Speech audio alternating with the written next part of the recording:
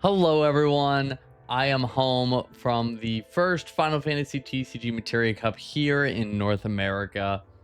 And I figured let's just yap about it a little bit, you know? So why don't you sit down, grab yourself a little snack, and just hang out with me for a little bit as we talk about the weekend and our first major event of the season for Final Fantasy TCG. So, jumping right into it. If you haven't checked them out already, these lists are up on Materia Hunter. You should absolutely check these lists out. I am down here in 12th place. No one is shocked playing my trademark Warriors, but we'll get into my list a little bit later. I'll talk about some of the decisions I made and why I made them. We'll get into that a little bit. But you know, absolutely go check some of these out. Whether it's there's completely new stuff here. Josh taking the event by storm with this wind ice crystals list with the remnants that just swept the room day 1 and day 2. Super cool list. Congrats to Josh on winning the event. To even like Ryan Chen playing whatever this earth ice lightning list is that I am just in love with. I stared at this snow a lot when it got spoiled, and as the set was coming out, I looked at this snow a lot, and earth ice was never ever on my radar. So that's super cool. But even like standard lists you're used to seeing, like KP playing Wool 7, it's Wool 7, right? Brother, there's a Furion in here. Like, there's Crystalena able to revive like Axstar Furion, and then Axstar be able to play your Gilgamesh, and like this deck has some really cool plays. It was very fun to watch on stream. Or even like Mono Fire adopting some of the new cards Will was trying here with like the new Brynhilder and Rogue Tomato, even having a Kuja in the limit break. It's so cool. You want Turbo Bosch? How about Turbo Bosch with Feel Thanos in it? I mean, there's some cool stuff here. This event was definitely a good mix of people playing what they were comfortable with and people really experimenting with some really cool stuff, and it really showed. So yeah, definitely go check those out. But let's talk about my day a little bit. So I figured we can start by talking about prepping for the event. I wanted to talk about what kinds of things I was thinking about, what decks I was preparing for, and what decks I was considering. So right off the bat, just trying to gauge based on like, it's tough sometimes trying to gauge based on like what Japan is playing, because North America kind of plays a different meta sometimes than Japan. But Japan had events coming out, we were starting to see some decks show. So based on the knowledge of what we had from those Japan Masters events, combined with the like knowledge I'd say of like what I feel North America favors, I had 3 decks in mind, right, as decks to prepare for. I knew it was gonna be the Wild West. I figured you'd play 7 rounds and 7 different decks, but I thought the room would be made up of Mono Earth, Wool 7, and Warriors. I thought those were, if you were prepped for those 3 decks, that was the safest things you could prep for, right? Everything, and then from there, pick something that can handle everything else, because everything else will be there too. So where did I begin? I began prepping for the Materia Cup with Mono Fire. This deck, I'm not joking, this deck was like constantly like, I had it with me at all times. I was always just like one moment away from like, we're doing Mono Fire. Like, this deck feels so good right now. There's so many cool ways to build Mono Fire. I'm excited to try some of the stuff that Brian G and Will Coghill were playing at the event, because they had some really cool stuff in there. This is where I was at, which is pretty close, but I think after looking at some of the stuff they were doing, I'm going to drop the Clive Ifrits, add in some more of that Warrior stuff that they had, but it's still super cool. I'll talk about when I get to my matchups. This little guy wrecked me. This little guy wrecked my day. Anyway, I was just slightly, I didn't have the reps in with Mono Earth to feel comfortable about the Mono Earth matchup. And I was also kind of worried about the fact that Mono Earth can, or not Mono Earth, Mono Fire can kind of just lose to itself sometimes. You are a deck that is relying on getting to 4 to 5 backups pretty regularly, and you do not have fancy cool cards like Miner like Mono Earth does, right? So that was kind of a concern I had also with Mono Fire, which always was like my one like step away from committing to Mono Fire, right? Was consistency and matchups. Another deck I was considering, I'd say this was like my number 2. My number 3, I had like 1, 2, and 3, which was like Warriors, Mono Fire, and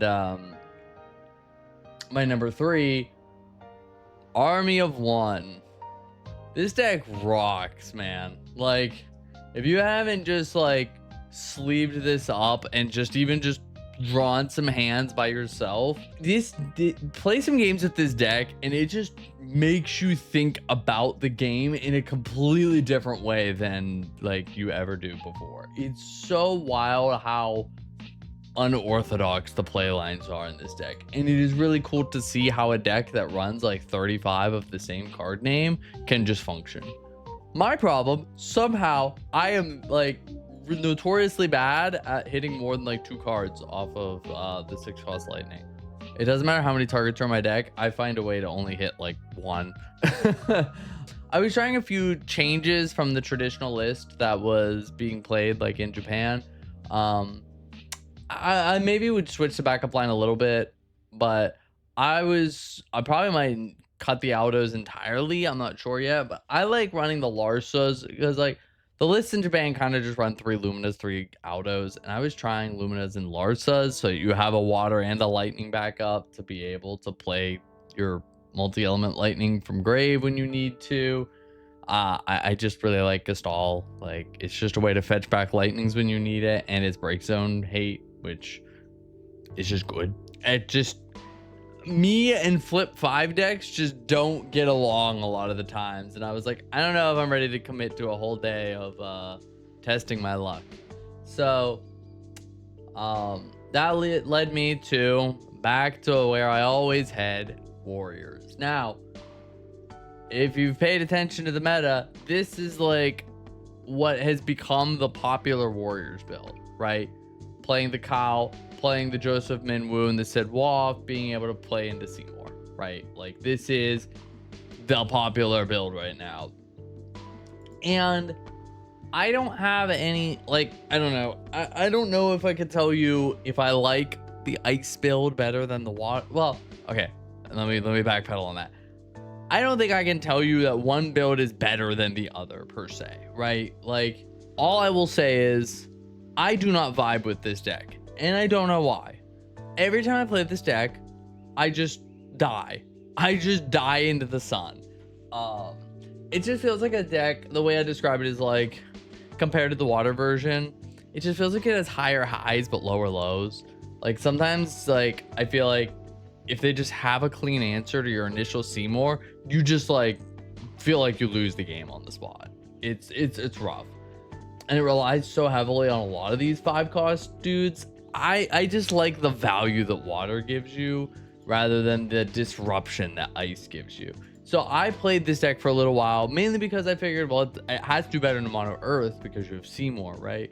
But like, even in the Mono Earth matchup, I just felt like I played the Seymour and then they just, oh, Titan, it's dead. I'm like, cool, now I'm behind. And so I was like, you know what?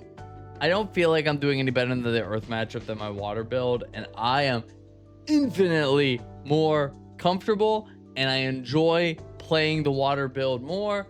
So that led me to where we ended up, which is Fire, Water, Warriors. So this is what I ended up playing for the event. This is my exact list. Like I said, I'm not saying this build is better than Ice.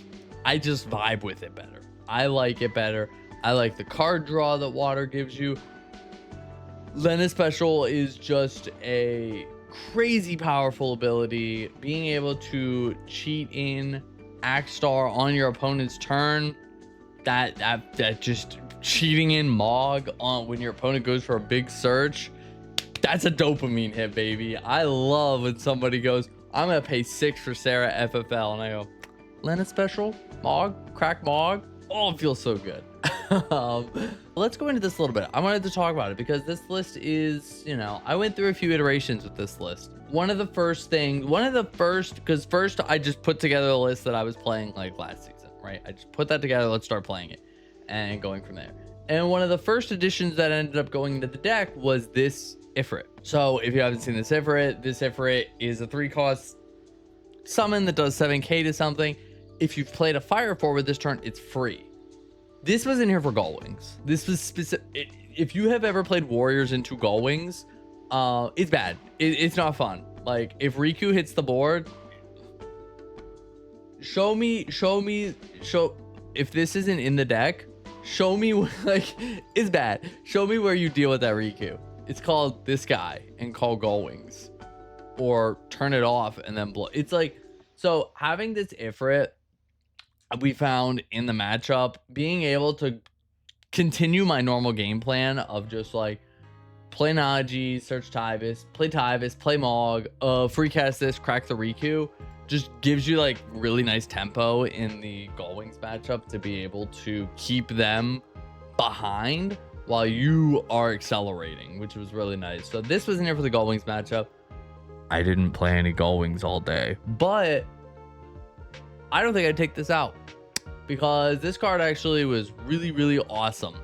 It's why I ended up going to 2 Zac in my limit break, was because same thing. If my opponent was on ice and they slammed Seymour, I could just go limit break Zac, free cast Ifrit, go. And that was powerful. Like I had a couple games where somebody would just stick a big 9k in front of me and I would just go, okay, Zac, Ifrit, pass.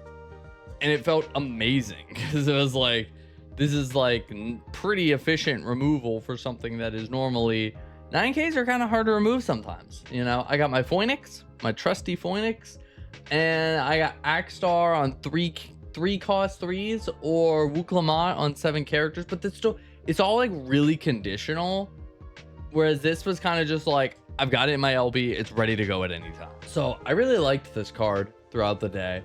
The next piece that really got added was we went back to Sarah, Edgar, Zidane.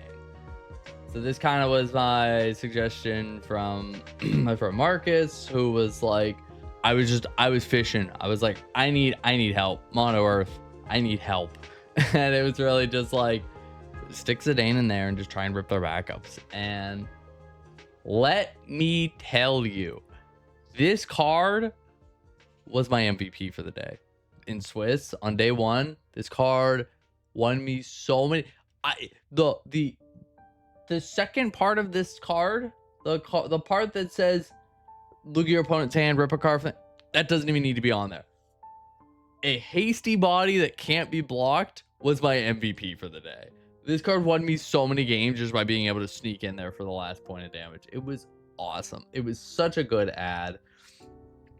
I like having the Edgar in there regardless, because it's really nice in mirror matches and stuff. Games where you want like mirror matches, Wall 7, these matchups where you really want to be playing the value game. You are the slower. You want to not be the aggressor. Decks that want you to play your, because like the thing I always find with the mirror match is the mirror match sometimes feels like, to me at least, who plays Tyvis first loses. Being able to go back up, search Tyvis, go, see what they're playing. And if I see Warriors, just go Edgar, Lena, go. And just see if they slam their Tyvis. Because then, you know, I had that exact thing, and I'll get into it when I get my matchups. But like, you know, my opponent went Tyvis Mog, and I went, cool. Clive Prime. Okay.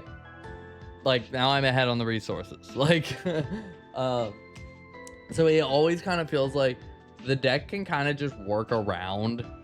Like, you kind of get the impression that you should Tyvis Mog to keep them from searching off their Tyvis. I don't think that really matters. But anyway, we'll get into that when I talk about my games throughout the day. But again, this was the list I settled on. Hindsight, coming out of the event, I'm still trying to think about how I would change this list a little bit. one thing I really want to try and add in is this guy. I really want to see if I can make this dude work as a way to like push more aggression and build a bigger board, because there are turns where you're able, I mean, there are turns where I'm able to go, like, imagine you go Naji, search Tyvis, then you go Tyvis Mog, and then your next turn is Edgar for Guy fetch back Furion, Tyvis play Furion. Like, you've just extended your board for almost nothing. Swing Furion, draw a card, right? You've played 3 characters for the price of almost nothing, right? And that can help me, because I still like Tidus in the LB, but sometimes it's hard to hit that character count. And I think Guy might help me get there. So I'm definitely going to be working on getting Guy into the deck. I'm also thinking of playing Machina on my LB, as again, I kind of want to make this list a little more aggressive when it needs to be. I think this deck played amazing in the matchups where I needed to play the value game, and it did not play as well in matchups where I needed to be the aggressor. So that's kind of my thought process when I'm thinking about improving this deck in the future, is improving my matchups where I need to be the aggressor. But I still think this is a pretty solid list of 50 cards. And if you have just gotten into the game semi-recently, because the ice variant of this deck has been gaining popularity over the last year, right? This list, some may say, is a little archaic, whatever. Let me be, old man in the corner shaking my fist. But give this list a shot. Try the water list. If you're not a Warriors fan, but you've only played the ice variant, try the water variant. It's really fun. Drawing cards is awesome. Like, let's talk about my day for a little bit, shall we? So my day, let's see. We started Swiss, and my round 1 was against Wall 7.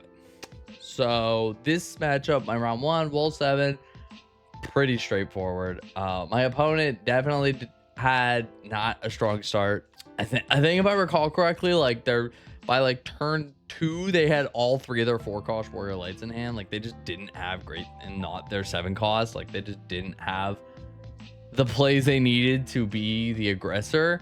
And so I was able to just kind of build out my backups, lay out my bodies, and then I just like, the game was over. I had him at damage 5 at like turn 3. Like, I became the aggressor in a matchup where I didn't really want to be, but it's just kind of how it worked. So won that matchup. And then so we go to round 2. I played against Bart's Refia. So Sydney was on his classic Bart's Refia, a matchup that I normally would have cried. I've played that matchup plenty of times to know that it is not fun. I won that game. It was a very back and forth, very grind game.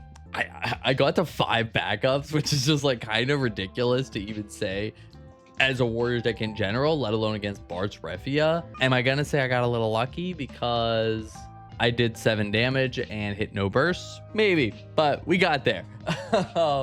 But it was a very fun game. Very good back and forth. Round 3. So I'm 2-0 at this point. Round 3, we're going up against... This was up against Will on Mono Fire. And, you know what? Let me switch back over real quick, and we could talk about this. So, I didn't see that he was playing this card. This card would have wrecked my life. But, so... Playing against Will, here's how this game goes, right? Actually, before I look at Will's list, let's go back over here and let me go down to here and let me show you my hand. So my hand, I mulliganed. I don't even remember what the initial one was, just like no backups, right? I'm going first, and this is my hand going first. This sucked. This was off. And this is one of those exact cases. I wish I had Machina on my LB. I don't want to pitch the Larsa because In theory, Leo is the same as Machina. Like, it is a cheap body from your LB that costs about the same. I don't want to pitch the Larsa here. I have less water in my deck than fire. I started the game with pitch Larsa, pitch Zandy, play Leo for my LB, draw a card. And I drew the Naji. Or, no, I didn't draw the Naji. I drew that next turn. But I drew a card and passed. So, like, that is not the opener you want to have with this deck in the slightest. I want this Larsa on the board. I want a Naji on the board. I want anything. Mulliganing into 5 fire cards and a Larsa was just, it was rough, man. It was so rough. But yes, going back. But yeah, so I play the Leo, right? So Will goes discard Naji, play Vivi, pass. So I'm looking at it and I'm going, okay, I see Naji and I see Vivi. Probably on Warriors. Maybe because I've played Vivi and Warriors for a lot. Granted, I don't know if it feels, well, going against Warriors, Vivi feels great, but still. So I was like, okay, Vivi, Naji, this is probably Warriors. So I was like, all right, I'm ready for Warriors. And then next turn I drew the ability to, you know, start my Warriors game plan. In my brain, I'm like, oh, this is Warriors. And then the tomato came down. And I was like, oh, I've read this very wrong. This is mono fire. I have Tyvis, Mog, and Leo on board, and he plays this tomato. So if you've never seen this tomato yet, this is a new card from the new set. You could tap it, deal 4,000 damage to a forward if you have no forwards. So he is building backups, and just kill your Mog, kill your Leo. This stupid tomato, and then from that point I go, cool. If I play a Leo, it's just dead. If I play a Mog, it's just dead. Like, this thing actually was like really annoying. This thing got like 2 points of damage too. It was just a really annoying card. This guy ate my life. I was able to bring back the game a little bit. We had a good back and forth for a bit, but the slow start just caught up to me way too quickly, and Will ended up overtaking me and taking the game. He didn't even have to play the Mont Leonis against me. We just, I did my, because I knew I was dead. I did my damage, put in the damage 5 for tiebreakers, and then I just go pass turn, and he goes, Mont Leonis? And I go, yes, sir. I shook his hand. But it was a fun game. Will's always, he's a very, very good player and a very kind person. Moving on was my round 4. Round 4, so I'm 2-1. Round 4 was against the Guardians list. This one also, Andy caught me off guard with this. This one was kind of on me. Like, I recognized he wasn't on Gullwings because I saw the starter unit come down. I was like, oh, this isn't Gullwings. So I pitched those Ifrits that I had because I'm like, this is Gullwings tech. I don't need this. And then, so I pitched like my Ifrit and my Zandy to do my warrior things. And then Unawaka are down. And I go, yeah, Zandy Freecast Ifrit would just clean this board right now. Instead, I've got junk in my hand.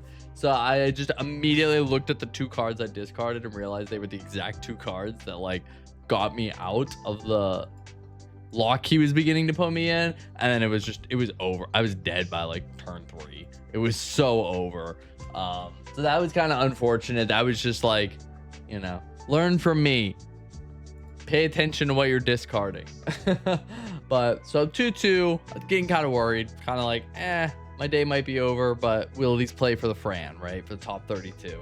So my round 5, but I also knew I just lost against 2 really, really great players. So it was like my tiebreakers are probably really good. So we're going in round 5. I'm playing against, that was Steve Sauce playing FF13. That was a fun game. We had a good little back and forth. He just hit me double damage lightning. I was like, I might just die. I'm like damage 5 pretty early on. I was like, I'm like 1 Sarah away from just dying. But we got to a point where I was able to just finally get Zandy on the board, get a nice wide board so we couldn't swing in. And then the pivotal turn was, I was so wide on my board that he was just dead on board. So he waits till my turn. He casts the Bahamut, the 5-cost Bahamut that 10k to your opponent's board, and then you remove from game cards from your deck until you have 3 cards left in deck. And then I was like, cool, still in combat, because I was saving a Lena special just in case like he got a double damage lightning down or something, that I could cheat in X-Star on his turn to freeze it. So or to freeze anything he put out and kill the lightning. So I was just kind of keeping a Lena special for safety. And so I was like, 3 cards left in deck. Still in combat, Lena special, X-Star, free play Zidane, take a card, swing, take a card, pass, deck out. I was like, that felt dirty. It was so gross. And that was that started the saga of Zidane winning me games. It was very fun. Round 6 was that was a mirror match against Warriors.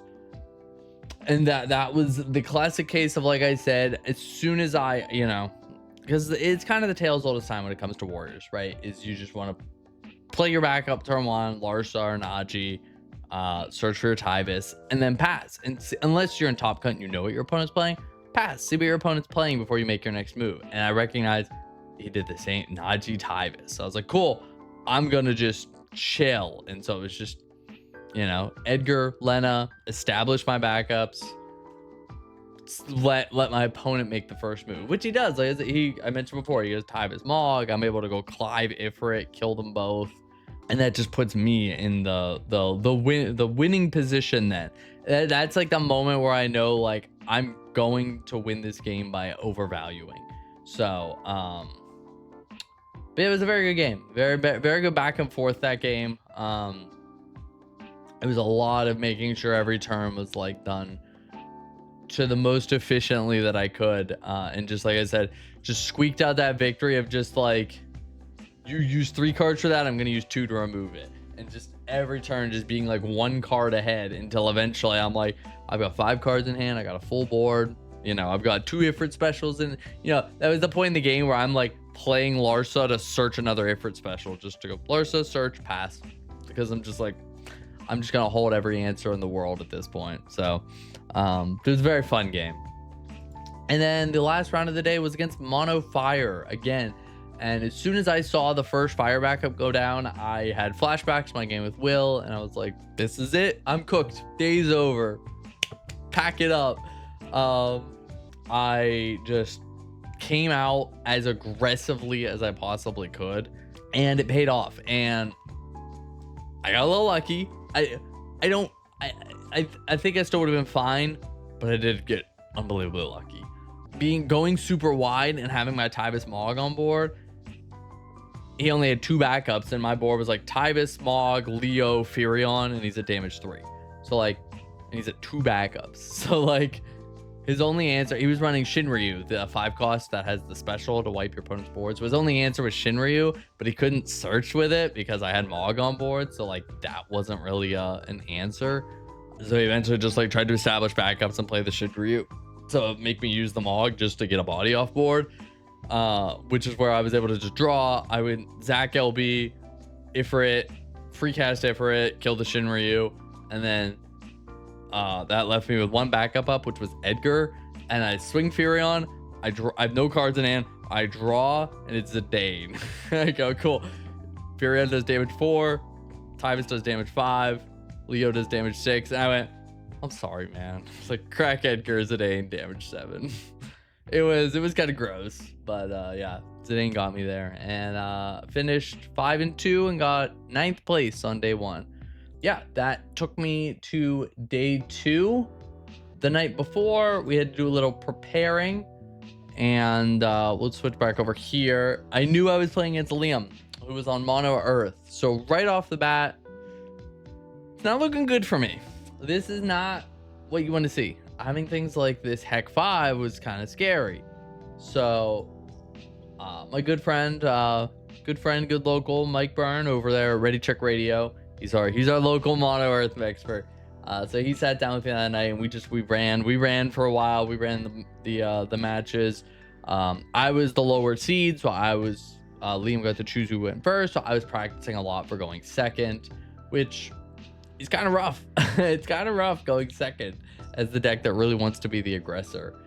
Starting on day 2, my game plan is just go hard, go fast, try and get my Zidane on board to rip backups, and maybe a little luck, you know, mono earth. You want him to see no backups. So game one, it's just kind of like a standard game, you know, backup, Tybus, Mog. He built his backups pretty cleanly and efficiently.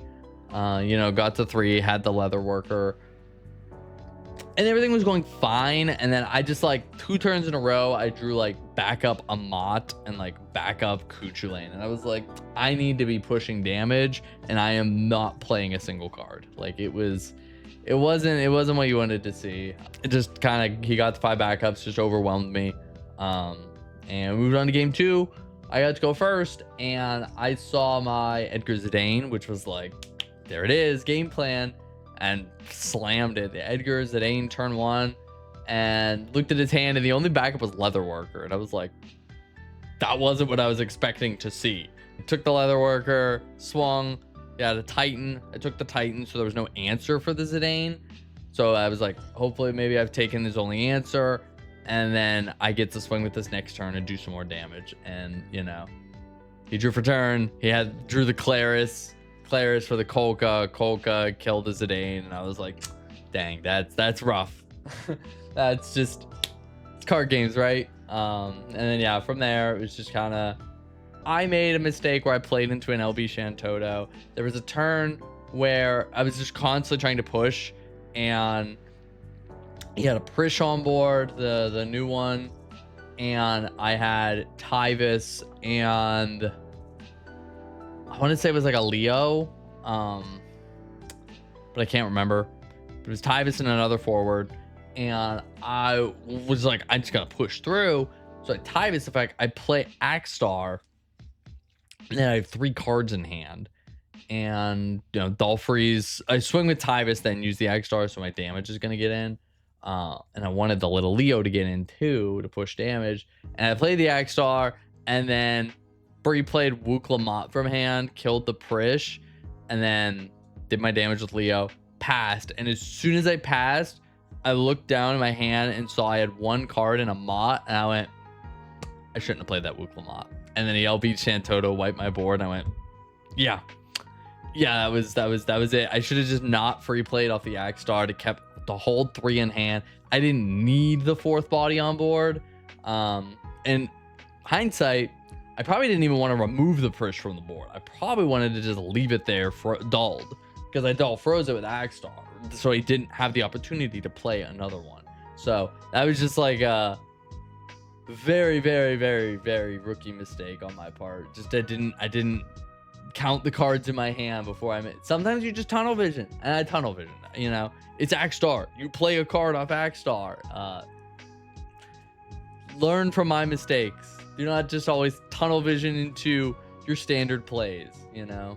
So unfortunately, I lost in top 16 against Mono Earth, but Liam piloted the deck very well.